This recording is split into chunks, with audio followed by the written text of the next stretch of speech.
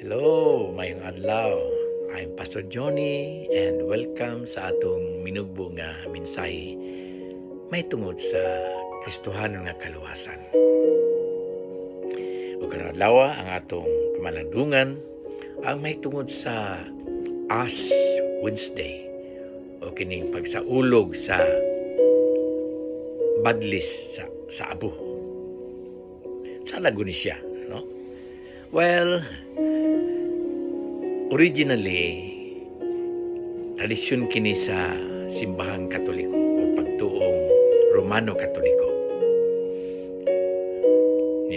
Kuwan kini siya kanang mo kini ang unang lakang o unang ang alang sa pagsaulog sa Kwaresma, no? Kung sa kinabuhi ni Kristo nga atong Ginoo nga gikan sa iyang pag-antos at kamatayon hangtod na sa iyang pagkabanaw, hangtod sa Easter. Mao ni siya. So, lakip nini nga kasaulugan mao kanang pagpuasa kon fasting for 40 days. Kay mao kanay gibuhat sa atong Ginoo si Kristo sa wala pa siya tarala, wala pa siya paantusa, lutusa o patya sa mga itawag nato nga mga enemies niya. Wala man to'y enemy si Kristo.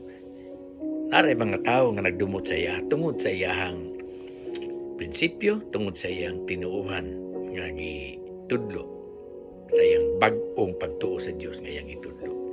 Nga ang mga leaders sa iyang panahon, mga religious leaders sa iyang panahon, medyo na-threaten sa iyang mga teachings. Mao to'y ilang gihimo kang Ginoong Hesus. So, muni atong sa ulugon sa dili pa madugay, no? So, it would start with Badlis Ash Wednesday.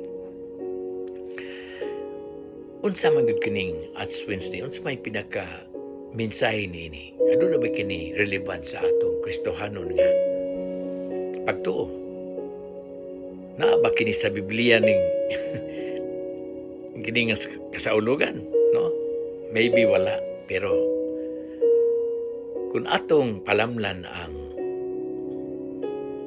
katuyuan sa pagsaulog niini, makayong kita nga this is very Christian. Ano man?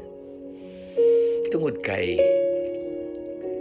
ang kinatabuk-an nga katuyuan niini mao man ang pagpahinumdum sa matag tawo nga siya tawo lamang siya ug adunay siya katapusan, adunay kamatayon nining kinabuhian. Nganong pahinumduman man pinaagi sa badlis? Well, tungod kay ang tao adunay tendensiya nga malimot. Malimot siya nga tawo ra siya. O aduna siya tendensiya nga magakinabuhi siya nga daw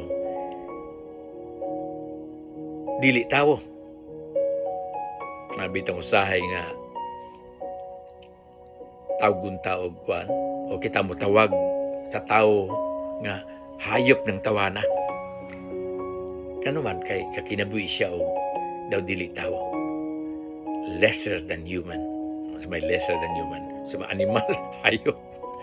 O naapoy ubang mga tao nga, mga kinabuhi nga daw, mura pong Diyos, gabaw pas tao.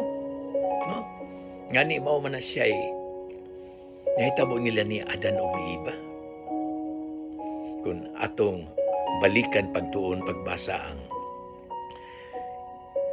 sugilanon sa Garden of Eden, sa pagkahulog, sa pagpakasala sa unang tao nila ni Adan o ni Eva.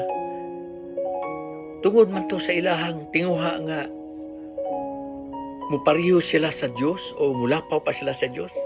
Di ba? Ato ragong balikan o basa niya tuon ang maong sugilanon, di ba? Dito man nagsugod sa diha nga niingon ang sawa, ang serpent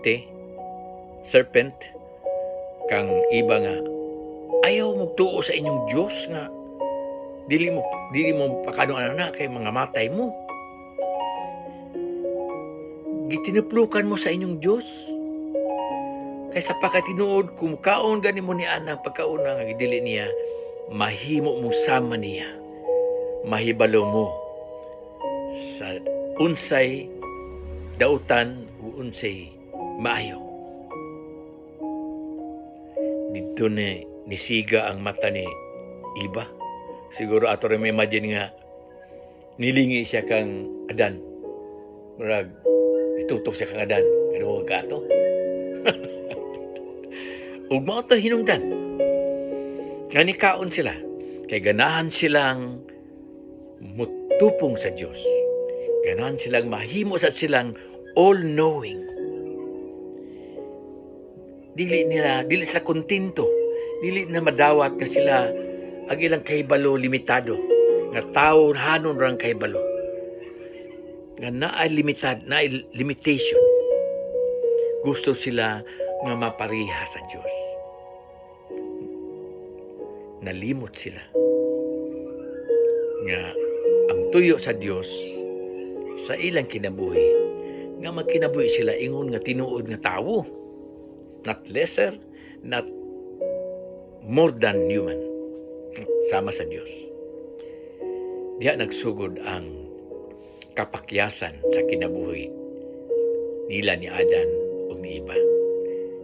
Ug mausad na gihapoy sinugdanan sa kapakyasan sa tanang tao, sa tanang magtotoo sa Dios, sa diha nga magakinabuhi kita lesser than human or mangandoy kita nga sama sa Dios nga mahimo kitang all-knowing. E ganahan kitang simbahon sabta, dayigon sabta sa atong mga higala. So as Wednesday, mga kaigsuunan, sa diha nga magpabadlis kita, ipahinumduman kita nga dili ta pwede mahimong Dios. Bisag unsa ang proto pagpanikamot, dili ta pwede. Ug mao ni sinugdan sa atong pagkahulog gikan sa atong katuyuan ingon nga tawo. Dili ta pwede nga makinabuhi nga hayop kay tawo kita. No? So kanang as Wednesday kung pagpahinumdum ka na aron dili ta aron maluwas kita gikan sa tinguha, tentasyon sa pagkamahimong Dios nga himo na to pong Dios ang atong kagalingon. So ma-Diyos sa pagta, no? Kung ang pagbadlis nato papahinumdum ka na, I hope nga kada adlaw dagway ta maghimo ko badlis sa atong ulo para every now and then mahinumduman ta. Aron dili gud ta, wala gyud magtinguha nga mahimong sama sa Dios. Kay usara jud ang Dios nga tinuod. Dili gud ta mahimong sama niya. No? So, nindot siguro ang kinabuhi sa kalibutan kung anang tao matag adlaw kanunay nahinumdum nga siya tao ra o maunay tuyo sa Dios, ang tuyo sa Dios nga kita magkakinabuhi ingon nga tao aron maalagad niya, dili aron magpaka-Dios aron alagaron sa uban. Hinaot nga ang Ginoo panalangin kanato mga kaigsuonan. Happy Ash Wednesday.